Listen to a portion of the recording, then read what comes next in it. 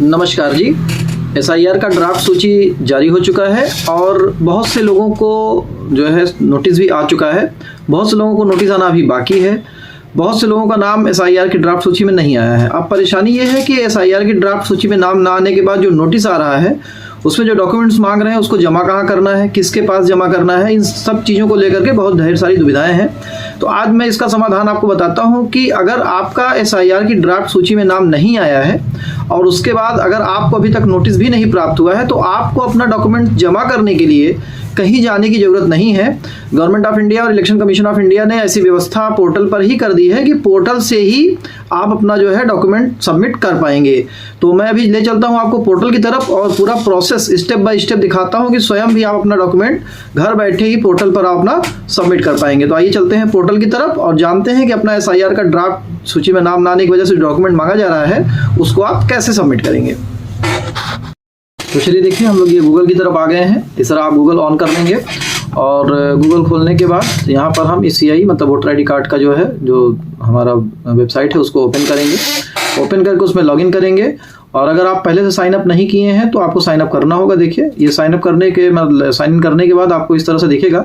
नीचे देखिए लिखा है submit document against notice issued, मतलब यहीं पे जो ग्रीन कलर वाला है इसी पे क्लिक करके जब आप अपना वोटर ID नंबर डालेंगे तो यहाँ से आपको उस पर कौन से डॉक्यूमेंट अपडेट करने हैं उसका पूरा ऑप्शन उस पर देगा और वही डॉक्यूमेंट आप अपने से भी अपडेट कर पाएंगे और आपको BLO के पास या किसी के पास जाने की ज़रूरत नहीं पड़ेगी।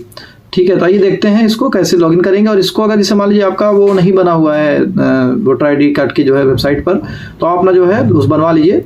यहाँ पर देखिए मोबाइल नंबर डालेंगे, जो भी मोबाइल नंबर आपका लिंक हो, अगर नहीं है तो आइए हम थोड़ा साइन अप भी बताते हैं। कुछ नहीं करना है, बस फर्स्ट नेम लास्ट नेम डाल करके और वो कर लेना है।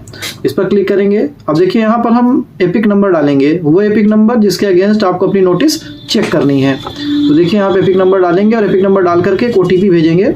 OTP आएगा और OTP आने के बाद जब आप आगे बढ़ेंगे तो वो सब शो करेगा। ये हमने एपिक नंबर डाल दिया है, सेंड OTP पे क्लिक कर दिया है। जो आपका रजिस्टर्ड मोबाइल नंबर है उस पर वो OTP जाएगी।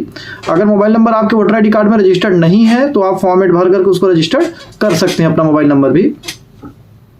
ये देखिए OTP आ गई है और OTP यहाँ पे हम इंटर करेंगे और OTP इंटर करने के बाद इस फॉर्म को सर्च करेंगे। देखिए ये इस तरह का कुछ इंटरफेस आपके सामने खुल करके आएगा अगर आपके पास नोटिस आनी है, आपका ड्राफ्ट सूची में नाम नहीं आया है। इसमें यह भी बताया जाता है, देखिए जो येलो कलर से ब्लिंक हो रहा है, देखिए the age difference between you and your parents whose details are used to link with your electoral roll prepared during the previous SIR is less than 15 years. मतलब कहने का मतलब ये है कि आपकी एज जो आपने बताई है और जो आपके माता पिता की एज जो आपने बताई है उसमें 15 साल का ही डिफरेंस है, जबकि नॉर्मली कम से कम 20-22 साल का डिफरेंस होना चाहिए, इसलिए ये सूची मतलब नोटिस जारी हुई है। तो देखिए यहाँ पे ऐसे डॉक्यूमेंट अपलोड करेंगे। जो भी डॉक्यूमेंट है उसकी लिस्ट जो आपके फॉर्म के पीछे दिया है उस पर लिखा हुआ है और जो भी डिमांड की जाएगी यहाँ से आप डॉक्यूमेंट देखिए proof of relationship with guardians और यहाँ पे नीचे SIR वाली डिटेल अगर आपको भरनी है तो यहाँ पे SIR वाली डिटेल भी आप भर सकते हैं। ऊपर देखिए लिखा है proof of relationship with parents and proof of relationship with guardians, मतलब जो भी ग्रैंड पेरेंट्स आपके माता पिता हैं, माता पिता के उनके साथ भी आप अपना प्रूफ इसमें लगा सकते हैं। सूची पीछे दी हुई है, 3-4 तरह की कैटेगरी है। 87 के पहले वालों को कुछ नहीं देना है, दूसरे 2004 और 87 के बीच वालों को 2 पेपर देना है, 2004 वाले को 3 देना है।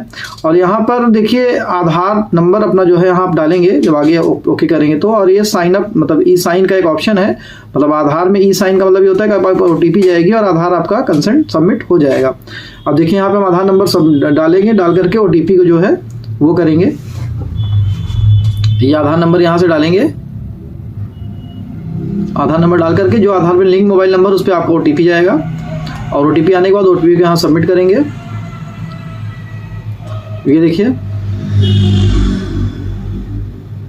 और सबमिट करने के बाद एक्नॉलेजमेंट नंबर देखिए आपको प्राप्त हो गया है। इसको आप संभाल करके रख लेंगे और कोशिश करिए कि आप BLO से भी मिल लीजिए जा करके। अगर मान लीजिए ऑनलाइन आपको नहीं आ रहा है भरना है, आप फॉर्म भर लिए हैं तो उनसे मुलाकात कर लीजिए, भैया हमने अपना डॉक्यूमेंट सबमिट कर दिया है, और आप आगे का जो है उसको फॉर्म सबमिट कर देंगे। डॉक्यूमेंट ओरिजिनल लगाइएगा, फर्जी डॉक्यूमेंट नहीं लगाइएगा। जो भी डॉक्यूमेंट मांगे गए हैं वही डॉक्यूमेंट लगाइएगा। बहुत ढेर सारे ऑप्शन दिए गए हैं और जरूर उसमें कोई ना कोई डॉक्यूमेंट्स आपका जो है वो मैच करेगा ही करेगा। तो